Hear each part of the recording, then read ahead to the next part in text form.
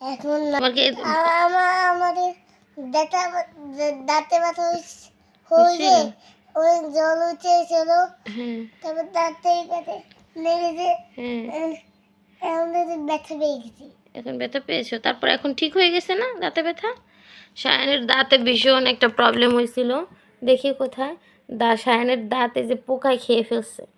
ওর main সমস্যা হচ্ছে ওর দাঁতগুলো, দেখি এই যে দাঁতগুলো পোকায় খেয়ে ফেলছে। ওর প্রত্যেকটা দাঁত করো, এই যে দাঁতের অবস্থা খুবই ভয়ানক, দেখা যায় কতটুকু কি জানি না।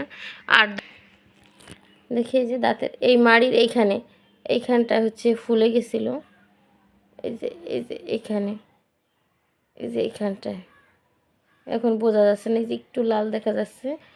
আর এই যে দাঁত এটা তো পোকায় একদমই খেয়ে ফেলছে। এই যে তো ওর হচ্ছে হঠাৎ করে অনেক জ্বর আসছে। তো জ্বরের জন্য প্রথমে তো আমি ডাক্তার দেখাইছি। তো জ্বরের জন্য প্রথমে আমি তো ওকে ডক্টর দেখাইছিলাম, তো খয়বর আলীকে ডক্টর, সেও যথেষ্ট ভালো ডাক্তার ইসলামিক হসপিটালে।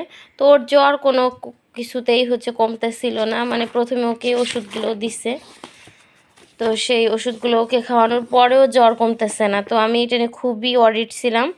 তারপর মানে মা বাবা তো টেনশনে তো টেস্টও করিয়েছে, শুধু সে মানে কয়েকটা টেস্ট দিছে। তো টেস্টের রিপোর্ট কোনো সমস্যা নেই, ম্যালেরিয়া ডেঙ্গু এগুলো সব কিছু টেস্ট করছিল, তো তাতে আল্লাহর রহমতে কোনো সমস্যা হয়নি। কিন্তু তারপরও জ্বর ওর যাইতেছিল না, কিন্তু ওর যে মেইনলি দাঁতের সমস্যা এটা আমরা বুঝি নাই। তারপর হচ্ছে আবার আমি ওনাকে, এই মাসুদ রানাকে আমি সবসময়ই দেখাই, এর আগেও আমি জ্বর হলে বা কোনো কিছু হলে আমি ঢাকা গেলে সবসময় মাসুদ রানাকে দেখাই। উনি আলোক হসপিটালে বসেন, কিন্তু খুবই ভালো ডাক্তার। সে কিন্তু প্রথমে আমাকে কোনো ওষুধ সাজেস্ট করে নাই, বলছে যে খয়বর আলী স্যার যে ওষুধ দিয়েছে সেটা কিন্তু ঠিক ওষুধই দিয়েছে। তারপর হচ্ছে পরের দিন হচ্ছে আমি বিষয়টা ধরতে পারছি যে ওর দাঁতে ব্যথা, দাঁতে হচ্ছে ওই এই যে এইখানটায় হচ্ছে একটু ফুলে গেছে, এইখানে মুখের এই সাইডটা একটু ফুলছে। তখন হচ্ছে দেখি ওর মাড়িতে, মাড়িতে ওই ফোলাটা পরে দেখছি এমনি ফুলছে, তারপর পরে দেখি যে মাড়ির ওইখানে একটু এরকম গোল হয়েছে, রসা, মানে আমরা হচ্ছে ছোটোবেলায় রসা যেমন হয় ওরকম হয়েছিল। তো তারপর হচ্ছে সেই জন্য উনি পরে জেলোরা আর হচ্ছে অ্যামোডিস এই ওষুধটা দিছিল। তো ওইটা খাওয়ানোর পরে আল্লাহর রহমতে আস্তে আস্তে করে ব্যথাটাও কমছে, জ্বরও কমে গেছে। সাপোজিটরি 2বার দিছি। তারপর হচ্ছে উনি বলল কি যে দাঁতের জন্য এই মুহূর্তে কোনো ডক্টর দেখানো দরকার নেই। তারপর ওর বাবার আবার বন্ধু, সে আবার দাঁতের ডক্টর, ওর আব্বু বলতেছে তো তার কাছে, জিল্লুরের কাছে নিয়ে যাই চলো।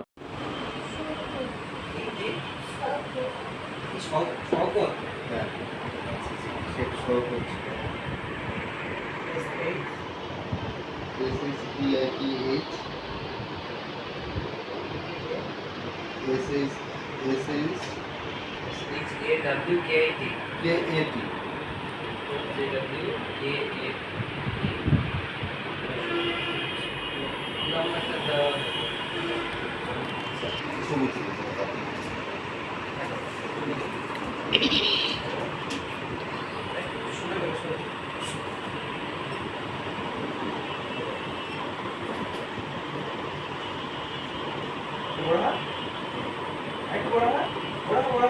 বড় করে হা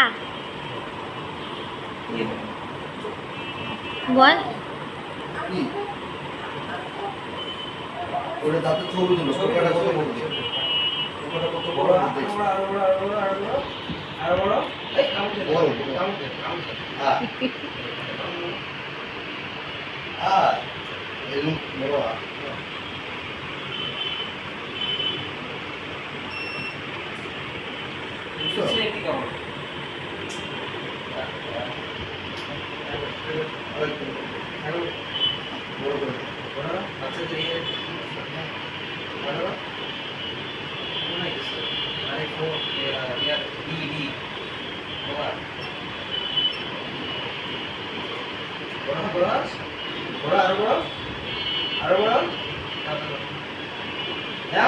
করো ছবি তুলতে,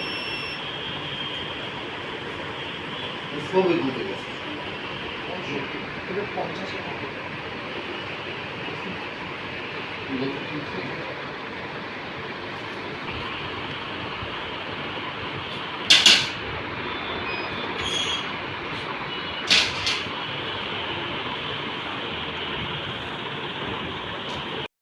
তো পরে তার কাছে ওই ভাইয়ার কাছে নিয়ে গেল। তো সে বললো কি ও ছোটো মানুষ, ওর জ্বরটা আগে ঠিকঠাক হোক, ও সুস্থ হোক, তারপর ওর দাঁতের জন্য ট্রিটমেন্ট করাবো। তারপর হচ্ছে সে আবার বলতেছিল ও তো ছোটো বেবি, উনি আবার আরেকজনকে সাজেস্ট করছে, তো তার কাছে নিয়ে সে হচ্ছে দাঁতের জন্য সবথেকে ভালো। তারপর হচ্ছে আমি আবার স্পর্শ ডেন্টাল কেয়ার 12 নম্বর, এটা আমার বাসার কাছেই ছিল। তো তারপর এনাকে আবার দেখালাম। তো উনি হচ্ছে সেফ 3 ওইটা ছিল ওই জ্বরের যেটা, ওইটাই দিছে। গ্যাসের জন্য ফর্মিটেক, এইটা মানে আগে যে ওষুধ মানে ওই ডক্টরে দিয়েছে সেই ওষুধই দিয়েছিল, সাথে একটা মক্সালিক, একটা ওষুধ মক্সাসিল, এই ওষুধটা শুধু অ্যাড করছে। তো আল্লাহর রহমতে দাঁতের ফোলা আর সবচেয়ে বেস্ট, আর যে উনি আমাকে হচ্ছে দাঁতের যে শিশু ডাক্তার সব থেকে ভালো দাঁতের প্রবলেমের জন্য। তো উনি ধানমন্ডিতে বসে, এই যে হচ্ছে তার ঠিকানা অ্যাড্রেসটাও লিখে দিয়েছিল। তো আমি ফার্স্ট টাইম আমি সায়ানকে নিয়ে এই দাঁতের সমস্যায় ভুগলাম। এই তো দাঁতটা হ্যাঁ এইটা তো দাঁতের সমস্যায় মানে এর আগে ওর এরকম দাঁতের সমস্যা কখনো হয় নাই। তোর দাঁতে এত পোকা খেয়েছে, মানে কি বলবো, সবসময় আমি তো দাঁত পরিষ্কার করে রাখার ট্রাই করতেছি। তো ডক্টর সব থেকে বেস্ট সাজেশন এখন যেটা দিয়েছে, যেহেতু বললো যে ওর বয়স 4 বছর, তো ওর দাঁত এখন ফিলিং করানো বা অন্য কোনো কিছু করাইলে হচ্ছে ওর জন্য একটু বেশি কষ্টের হয়ে যাবে। তো এখন হচ্ছে ওর দাঁতটা সবসময় খাবারের পরে ব্রাশ করিয়ে দিবেন, আর প্রতিদিন 2 থেকে 3 বার লবণ পানি, কুসুম গরম পানিতে লবণ দিয়ে কুলকুচি করাবেন, তাহলে আল্লাহর রহমতে অনেকটাই উপশম পাবে। তো আমি অনেকটাই ভালো মানে রেজাল্ট পেয়েছি আলহামদুলিল্লাহ। তো সবাই দোয়া করবেন। সায়নের আমাদের দাঁতের ব্যথা কমে গেছে আলহামদুলিল্লাহ, বলো আলহামদুলিল্লাহ। কমে গেছে। হ্যাঁ আলহামদুলিল্লাহ। তো যে তো সব কিছু থেকে আমি এখন আল্লাহর রহমতে একটু পাইছি যে না, অনেক টেনশন করছিলাম আমি, অনেক কান্নাকাটি করছিলাম আল্লাহর রহমতে। তো দাঁতের এই ব্যথাটা মানে আসলে রোগ কি হয়েছে সেটা না ধরতে পারলে আসলে বেশি আরও টেনশন লাগে যে কেন ঠিক হচ্ছে না। তো এই ছিল ব্লগটা।